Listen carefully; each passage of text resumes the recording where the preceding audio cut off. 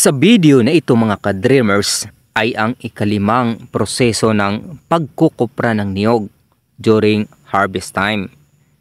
Ang proseso na ito ay ang pag-akyat ng mga biniyak na niyog sa pugon kung saan sisimulan ang unang proseso ng pagpapatuyo nito. Ito nga, isa-isa kong isinilid sa sako ang mga baon ng niyog. Saka mano-mano kong pinasan patungo sa ibabaw ng pugon.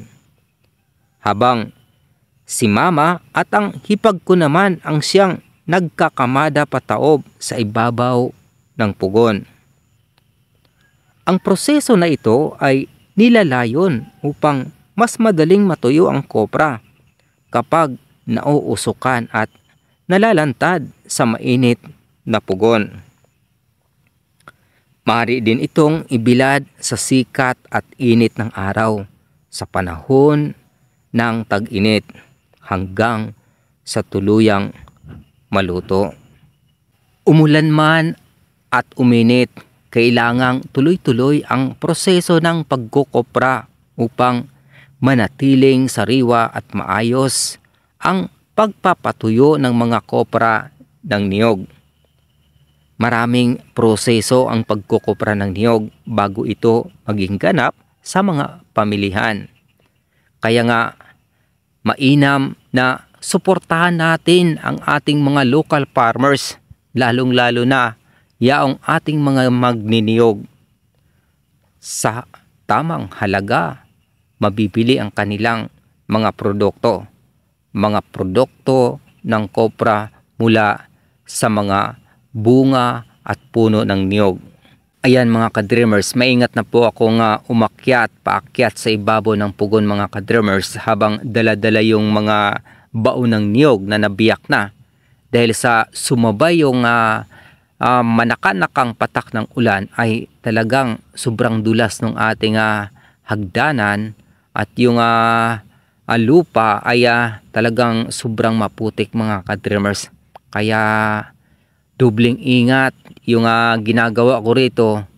Ayan mga ka-dreamers, ang sunod kong inihanda ay ang mga bunot ng niyog panggatong sa pugon.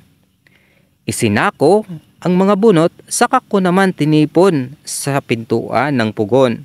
Sa ganito, mas madali ang proseso ng panggatong. Kasunod ng bunot ay ang pagbabaga ng apoy sa pamamagitan ng bunot ng niyog, pinagliyab at binabaga.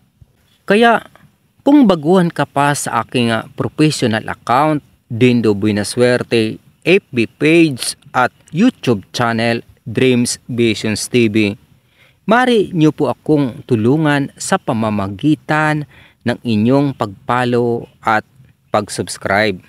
At comment na din tungkol sa aking mga videos nang maging updated kayo sa aking daily mix vlog.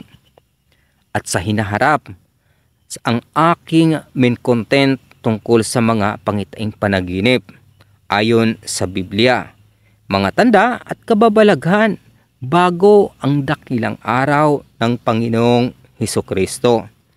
Hanggang sa muli, maraming salamat sa pakikinig at pag-subscribe.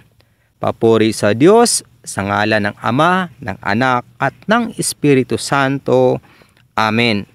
Hanggang sa susunod na video, ang ika-6 na proseso ng pagkukupra ng niyog during harvest time. Praise God! God bless po sa ating lahat, lalong-lalo na sa mga ordinaryong magsasaka